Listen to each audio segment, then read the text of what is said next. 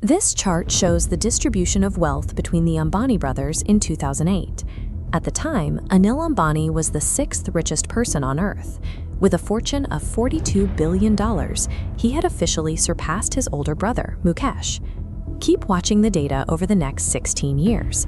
By 2024, Anil's entire net worth had effectively vanished. He is now banned from the Indian markets and chased by global creditors, while Mukesh's wealth continues to hit new historical peaks. To understand how a $42 billion lead evaporates, we have to look at the empire they inherited. Their father, Dhirubhai Ambani, built the Reliance conglomerate from the ground up. When he passed away in 2002, he left behind one of the largest corporate machines in India, but he failed to name a clear heir. That single missing signature created a massive power vacuum. Two highly ambitious men were suddenly forced to share a single corporate ecosystem. It set off a zero-sum war that resulted in the greatest destruction of personal wealth in modern corporate history. The friction between the brothers was built into their personalities. Mukesh was an introvert who executed mega projects and quietly controlled the operations. Anil was an extrovert. He lobbied the government, handled public relations, and served as the flamboyant face of the company. Those differences extended into their personal lives. Anil insisted on marrying Tina Munam, a glamorous Bollywood celebrity. The conservative Ambani family fiercely opposed the union, immediately marking Anil and his wife as outsiders, while Mukesh secured his position through a traditional, family-approved marriage. Following their father's death, Mukesh moved quickly.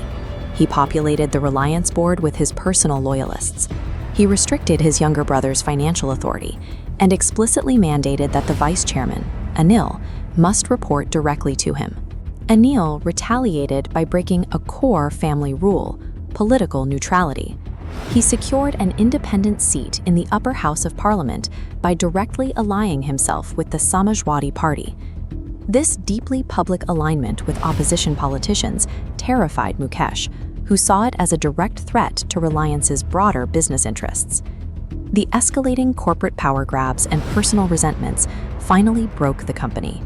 In June 2005, the family signed a formal agreement to divide the Reliance empire into two separate entities. It was an attempt to end the war, but the specific terms of that split would soon turn the brothers' partnership into a fight for survival. This visual balance sheet reveals the structural flaw of the 2005 separation. Mukesh walked away with the oil and petrochemical businesses. These were mature, self-sustaining operations that generated massive amounts of liquid cash. Anil inherited the telecom and power sectors. These were ambitious, high-growth ventures that required constant, massive injections of upfront capital just to survive. Anil needed cash to fuel his side of the empire. In 2008, he launched an initial public offering for Reliance Power, securing 120 billion rupees from investors in what was immediately hailed as a record-breaking IPO. But within 4 minutes of the share allotment, anonymous offshore entities started dumping the stock. The share price crashed by 20% in a single day. Anil publicly accused his brother of orchestrating the sell-off to prevent him from taking the wealth lead. When Anil tried to bypass the domestic market by merging his telecom division with the South African giant MTN, Mukesh deployed his lawyers. He invoked a hidden right of first refusal clause from their original separation agreement, completely paralyzing the international deal. Mukesh's strategy moved beyond simple competition. By repeatedly invoking legal clauses and manipulating market conditions, he systematically starved his brother of liquidity, cutting Anil off from the global capital he desperately needed to run his businesses. Anil's infrastructure empire hit another critical bottleneck at his new power plants. To generate electricity, the plants required a steady, cheap supply of natural gas. The problem was that the extraction and supply of that gas belonged entirely to Mukesh.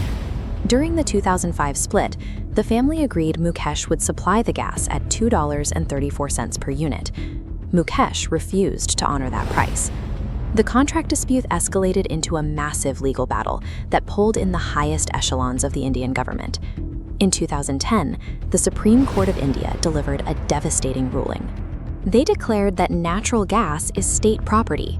The private pricing contract between the two brothers was completely invalid. forcing Anil to buy his essential raw materials at nearly double the expected rate. The court's decision exposed a fatal vulnerability in Anil's corporate architecture. His entire growth engine relied on a vital raw material controlled entirely by his greatest rival. This timeline tracks the massive technology debt hiding inside Anil's most prized inheritance, his telecom network. Reliance Communications was built on a standard known as CDMA. This specific technology functioned well for 2G and 3G, but it was technologically incapable of being upgraded to the impending 4G standard.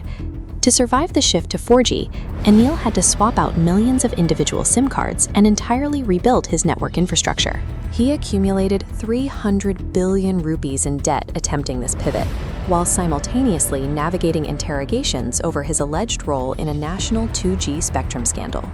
Mukesh saw the opening and delivered the final strike. He launched Reliance Jio, an entirely new telecom network offering 4G data and voice services absolutely free. In a matter of months, Jio vacuumed up the market. The CDMA network was a trap.